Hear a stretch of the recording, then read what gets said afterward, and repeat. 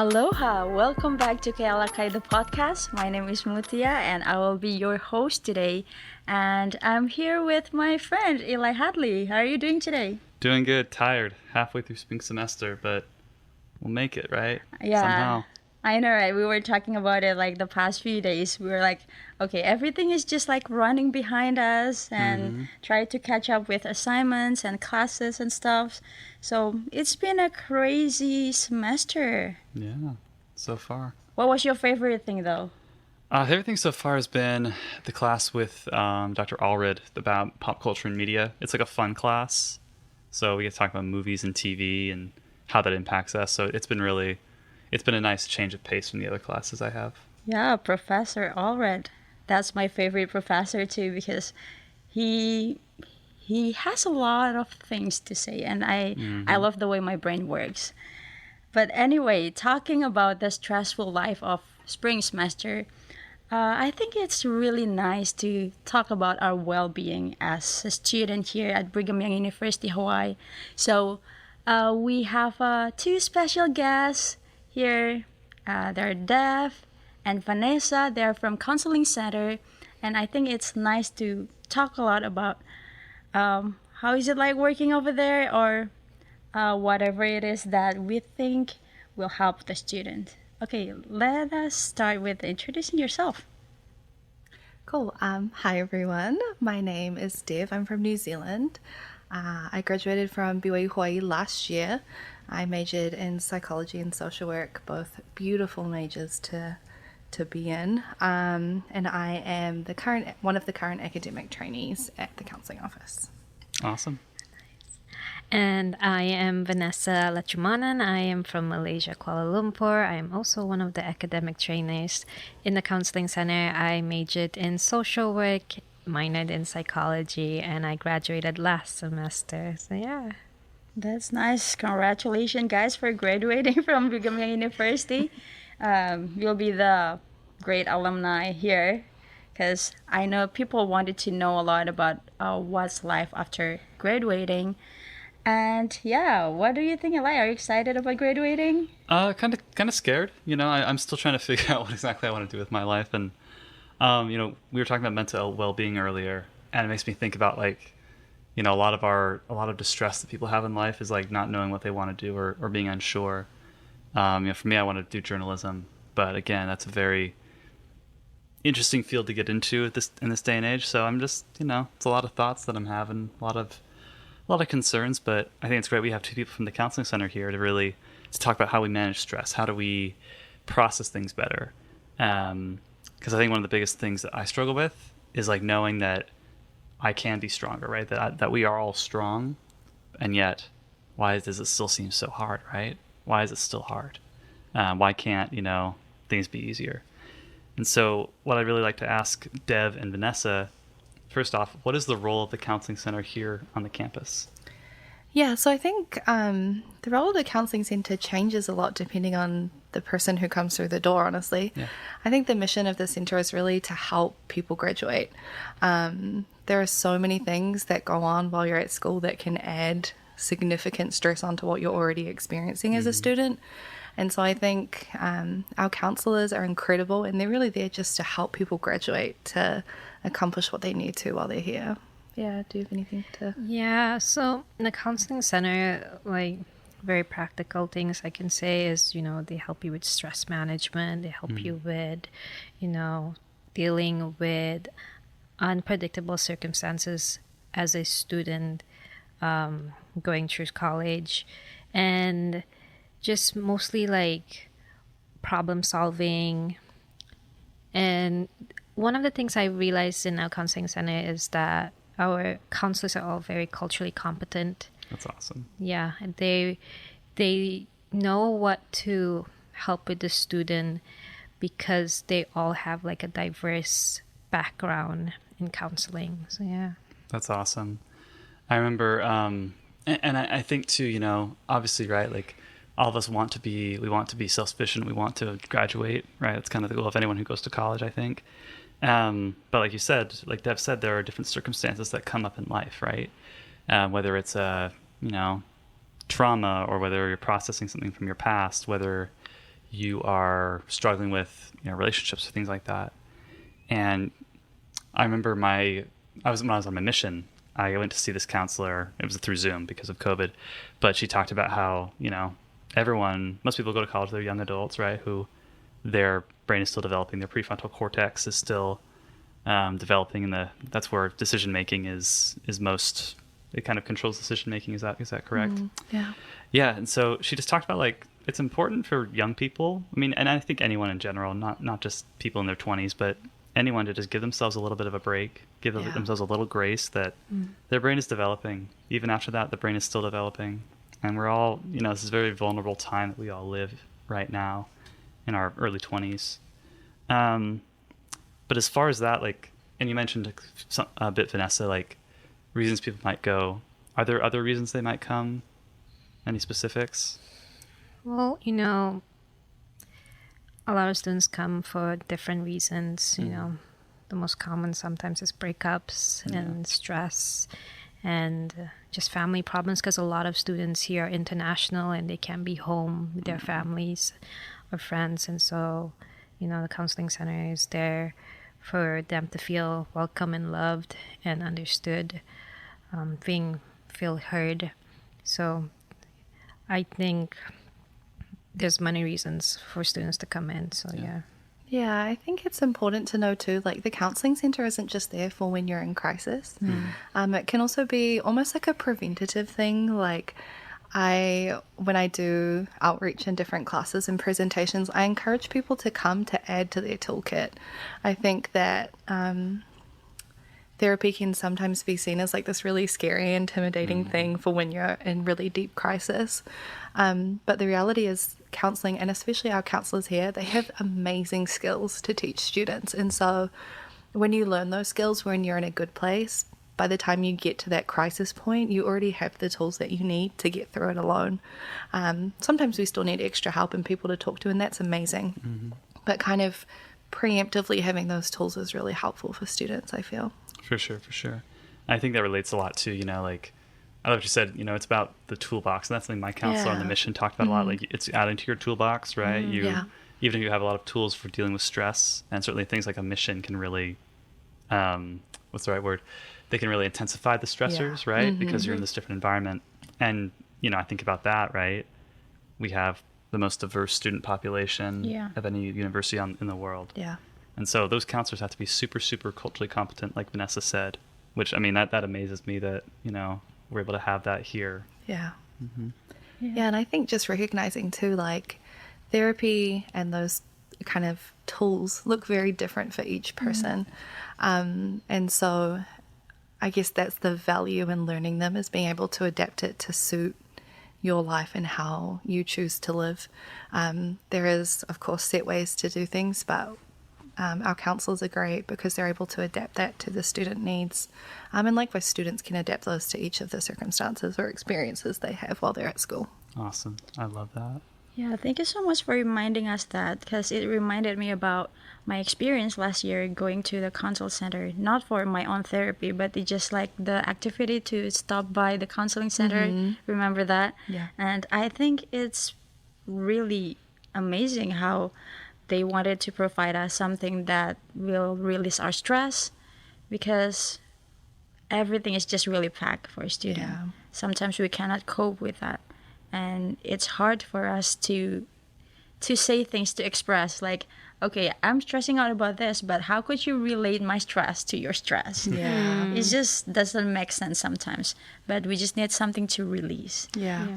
And I think I like talking with you because I think about that all the time, right? Like relating stress to someone else's stress. Because I'm someone who was always comparing like my problems to someone else's. I think, okay, well, my problems are nothing compared to someone else's, right? They're stronger than me, right? Why can't I be strong like them? And a big thing I need to keep learning every day, honestly, is the idea that strength is relative, right? Like our problems are our problems, right? They still are problems, and it doesn't mean that we're weaker. It doesn't mean that we're better or worse or anything. No one's better or worse than anybody else. I agree. Yeah. We're on our own journey, and I think counseling has really helped me. I mean, I went to the counseling center a few times earlier this year, and just like understanding, like, even if it doesn't seem like a big deal, like it's very easy for me to think, okay, well, it's just blow it off, right? It's all in my head, right? Yeah. But usually in my experiences, it's not just all in my head, right? And understanding that there is, I think just having someone validate Yeah. that your feelings are real Yeah. means so Absolutely. much to you. Yeah, and I think something like I encourage people when I talk to them is just give it a go. You know, Yeah. if you hate it, you hate it. Cool. But most of the time, you're going to go and you're going to love it. Yeah. Because it really is just an outlet for stress, and it's an outlet that is confidential, and you get to say whatever you want with no repercussions to it. You know, these people are they're going to keep your secrets. They're going to support you through what you're experiencing. And I think on a campus like this, which is really small, sometimes it can be hard to have that privacy and to work through what you're That's experiencing, true. you know? And so doing that with someone who is qualified, I like to call them real adults. We're all adults, but I like to call them real adults. Doing that with someone who, has the skills and the qualifications to actually support you through something is really valuable. Yeah. Absolutely.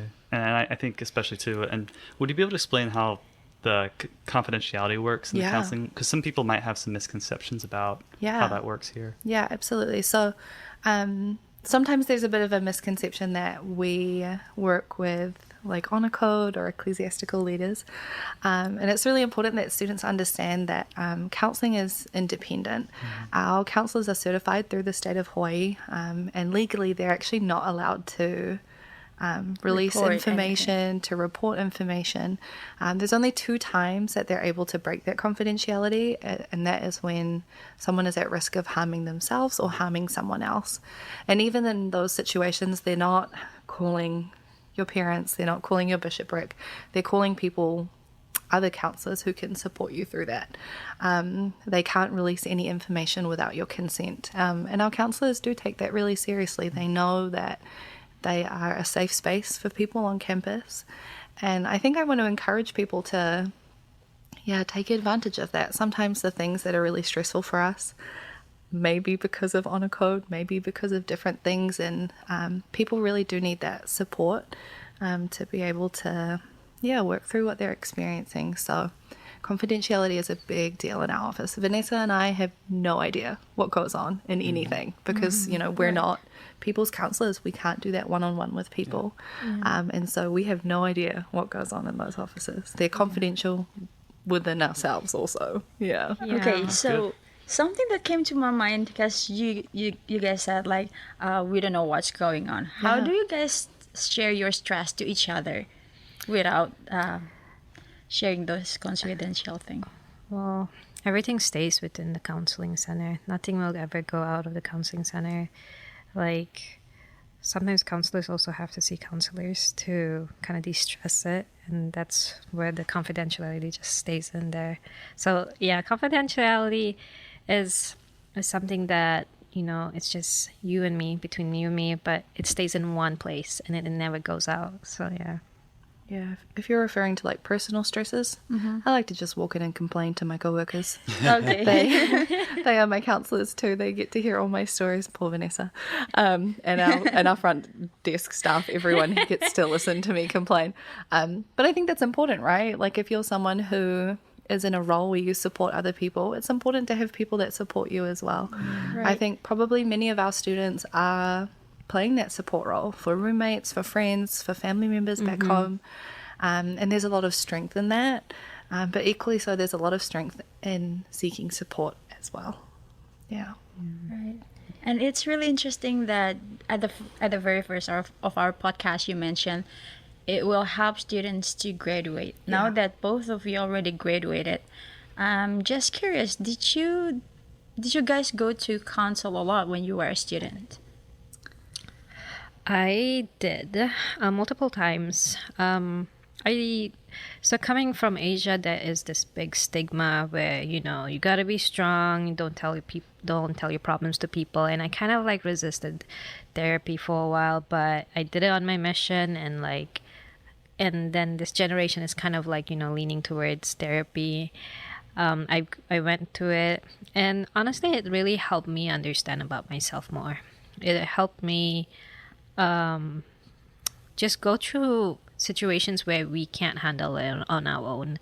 Like as a student, like Eli was saying, like our frontal lobe is developing at that time, and we're getting so many thoughts, and we can't control thoughts sometimes, and that's why we need to go see a counselor to kind of like redirect our thoughts, change the narrative of our thoughts, because thoughts can be thoughts, and sometimes they're not all true, and sometimes they can be true, and that's what a counselor is there for. And that's why I went to counseling, to kind of just like reroute the narrative.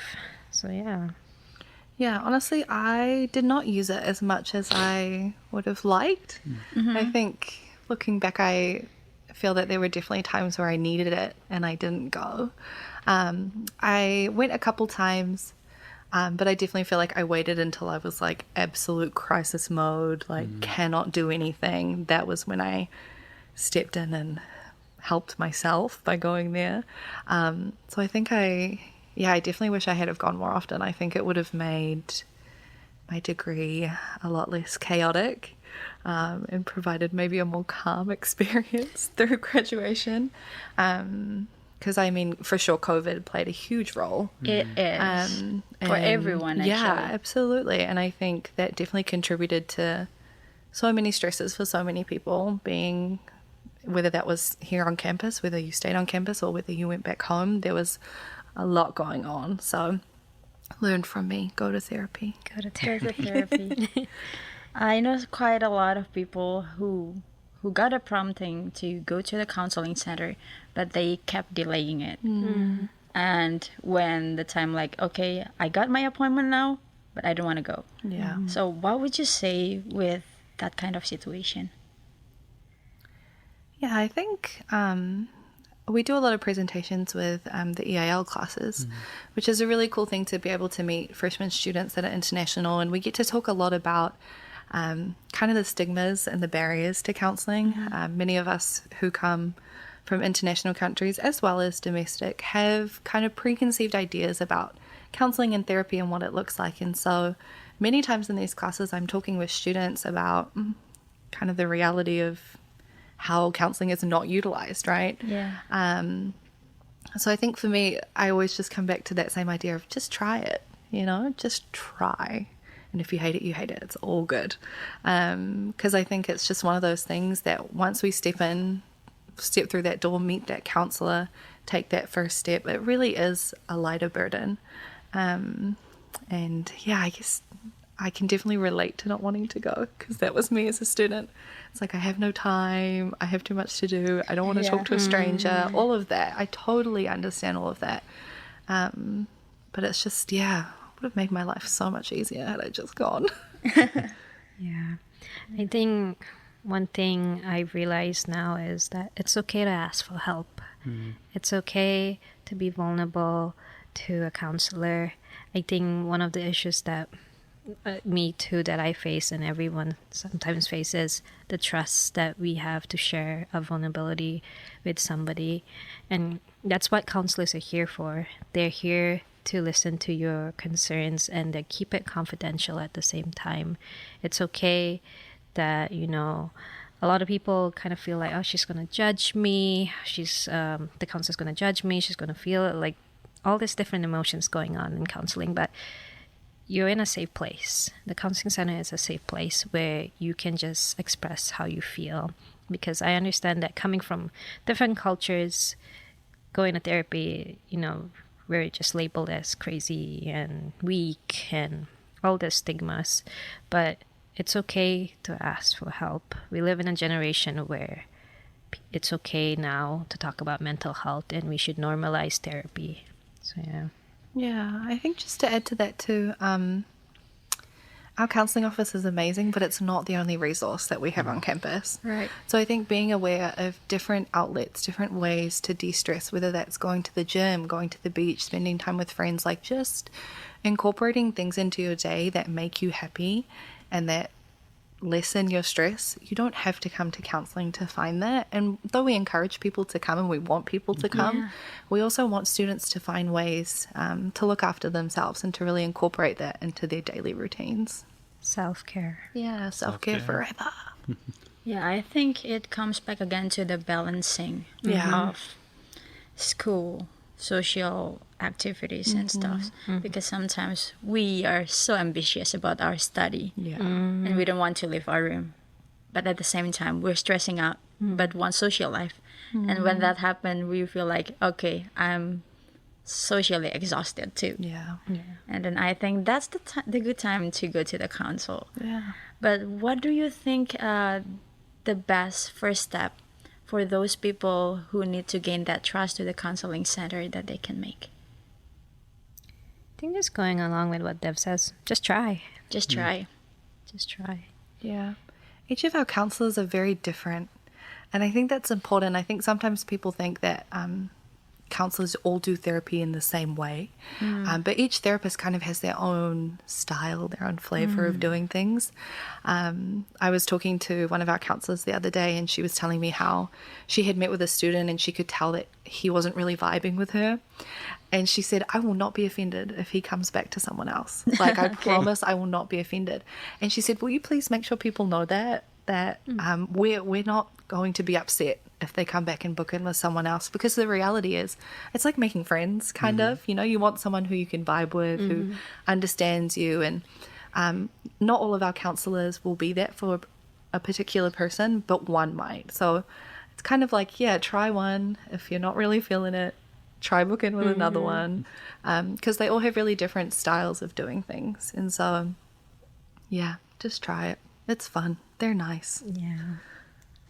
Okay, that's great. Thank you for reminding us about that.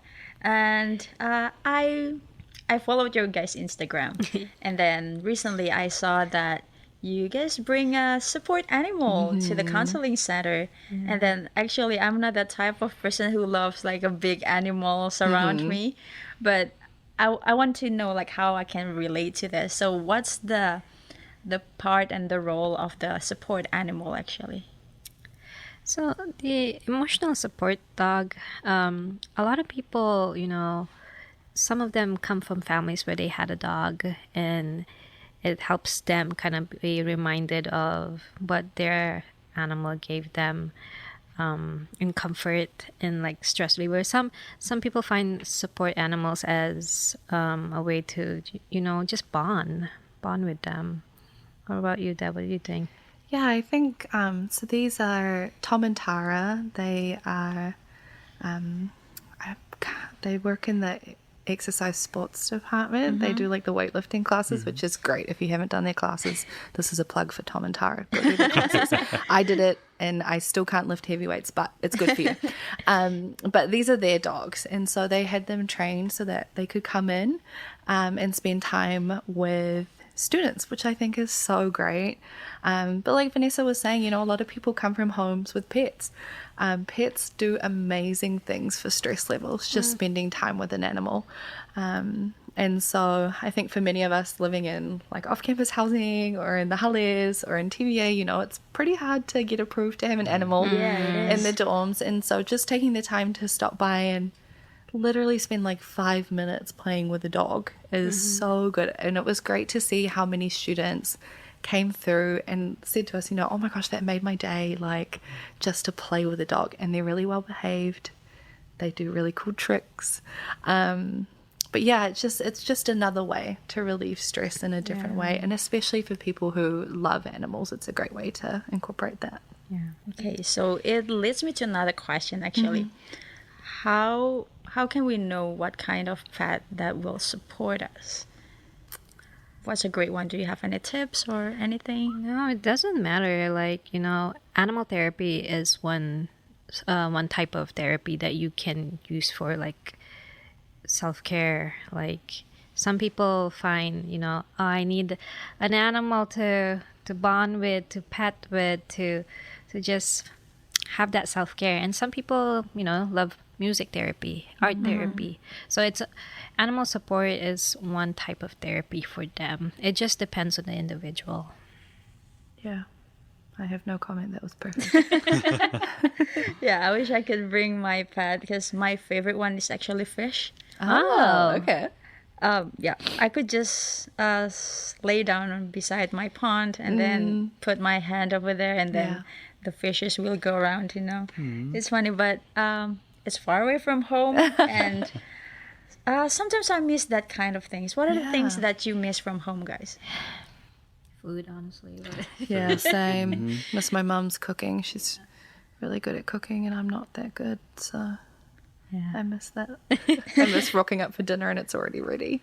Yeah, I agree. But I think like taking back what we have at home can help us release the stress and then help Yeah. us to remember, okay, it's all right to be away from home. Yeah. And I think taking something that we love will remind us we're back to that kind of point of our life again. Yeah, something I loved in my first year at school here, I can't actually remember who told me this, but I was super homesick like everyone when you're a freshman. And someone said to me, I think it was Christmas time, and I was kind of gutted because my family have quite a lot of traditions that we do around Christmas time. And someone had said to me, oh, well, why don't you just make some new traditions here? And I think that's something I would love freshman students to understand is like you can make new traditions and make them because then it makes college way more fun. You get to do things with your friends, your roommates. I think that year we had we call it an orphan Christmas where everyone who didn't have families to go to all got together. We cooked together and we had this beautiful meal and it was just like, to this day, probably one of my favorite Christmases. So I think it's just like, it can be very easy to give into homesickness, but it's like, how can you make Hawaii home too? How can you make this experience an addition to what you know and what you love? Yeah. That's really cool because it relates to what Mutia and I were learning this morning in Dr. Alwood's class about nostalgia. Yeah. Right? Some people True. view nostalgia as like this, as a bad thing that keeps us stuck in the past. And in some ways it can be that, but what you two are describing, what Mutia is describing, it's those happy memories that we have from before. Those are things we really rely on. Those are where we measure what happiness can be. Yeah. And I think, of course, it's easy to look at the past with rose-colored glasses and think, well, that was the best, right? But, all of us, no matter what we've suffered, we all have happy memories from before at some point of our childhood or maybe of a good friend or a family member. And for me, at least, nostalgia, or at least, remembering that helps me create new traditions. Yeah. Create those experiences and know that, hey, I can be as happy now as I was in my childhood. Yeah. Right? And our best times are not behind us, if that makes sense. Absolutely. Yeah. Yeah. It's all about creating new memories, creating a new story in your life. Yeah. I guess I was actually looking back yesterday at my archives and all my little stories, and I actually enjoyed college. Yeah. And That's what I did yesterday too. yeah, I mean, it's so easy to kind of focus on the negativity. I mean, 80% of our thoughts are all negative, but it really is in our control to focus on what we want to focus. And I think we should create, our therapeutic moments. We could create new support systems, I think that's why we're here on this earth. We're here to create memories and stories so that we can go forward with it. And then when we're old, we have stories to tell to our little grandchildren. So Yeah, I totally agree because when I scroll back to my gallery, I did a lot of dumb stuff too, and it makes me laugh. And I think that's kind of therapy that sometimes we need to, we don't need to scroll on Instagram or any social media. We can scroll back to our gallery and remember what kind of person we were. Yeah. And then we can be as happy as what we did before. So I think that's kind of a nice reminder. I would like to do that more, or even scroll on my friend's gallery on their stuffs. Yeah, absolutely. I have this theory on mental health, and I feel like it fits in here quite nicely.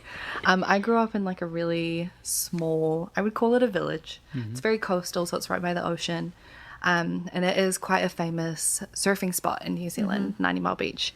Specifically, Shipwreck Bay is where the good surf is. And when we were younger, when the waves were big and rough, that was when we went surfing, and we loved it, me and my brothers. And then when it was calm and the waves were a little bit less, that was when we would go diving. Equally love diving and fishing. And so I think that's kind of how I view my mental health now. I used to think big rough waves through this horrible thing. And when I was going through trials, it was like, oh my gosh, how am I ever going to get through this? But when I started to look at it as just an aspect of life, it's a time that I get to go surfing, right? And then when things are calm, I get to go diving, I get to go fishing. And I think that set mind flip for me, I guess, was really helpful in terms of breaking down kind of my inner stigmas towards mental health, maybe some of my cultural expectations about mental health, and helped me realize that bad days come. They're hard, but they're there for a purpose. And likewise, the calm days are there for an equal purpose. And I guess you can look at that from a gospel standpoint as well, to know that the trials are there to help us appreciate the blessings. And so I think now if I'm really distressed and I'm in a really difficult time, I kind of try to tell myself, you're just surfing. Like, it's all good. You've got a reason here. And I think going through counseling, studying what I've studied, I've really come to understand that the skills that I learned there means that I can surf easier. Right? So it's like, the counselors are not there to take away what you're experiencing. They're just there to help you ride the wave. Ride the wave. But yeah, just understanding that both are necessary. And though they are really difficult in the moment, there are ways to push through them. Yeah. Well, I think my own takeout from what you were saying is that when we go to a counsel, don't expect to get rid of all the problem. But just be ready to feel better about what you're facing, because that way you will not feel alone. And I think too, it's important to know the counselors aren't going to tell you how to fix your problems. I think people go in expecting that the counselors will give them all the answers. It's like, that's not what they're there for. They're there to counsel with you, right? To talk you through your options and to help you make the decisions that are the best for your life. Counseling is definitely a two-way thing. Like, the counselor can, tell you all these things, but you yourself have to be also proactive at it. I agree. We are all the agent of ourselves. And if someone says something, it's just up to us whether we want to listen or, how to respond to that kind of suggestions. Absolutely. We are running out of time, but I just really enjoyed this discussion, because I feel like, having these conversations is so important, right? And being open about it. Because again, struggles they are legitimate. They're valid. Even if, we may not be like, I think something I'm really passionate about is not comparing ourselves to our ancestors, because I've, growing up, right, you hear about the pioneers who cross the plains or they cross the seas, right, and they do all these amazing things. And like, though this was not intended to have that effect, it felt like, okay, well, then I have no right to complain about anything, right? I have no right to feel like anything is a challenge, because the big battles have already been fought. But it's not true. Like, our struggles are our relative. And I think our ancestors, no matter what hard thing they went through, they're not looking down on us thinking, wow, look at them, they're weak, right? More so, they're probably thinking, wow, what a big challenge, right? Dev or Vanessa or Eli or Mutia is going through. And I think if we are able to, we can respect the past and embrace the fact that we have great examples from before, but also understand, like, our struggles are real right now. They are extremely real. We need to embrace that. Okay. Before we come to an end, is there any things that we didn't ask that you think people need to know? It's okay to ask for help, and always know that the counseling center is there for everyone. Bear with us also, because we only have like 4 counselors and 2,000 students.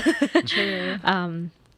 But the counselors are definitely awesome. They are there for everyone, and they are definitely one of the best I've known.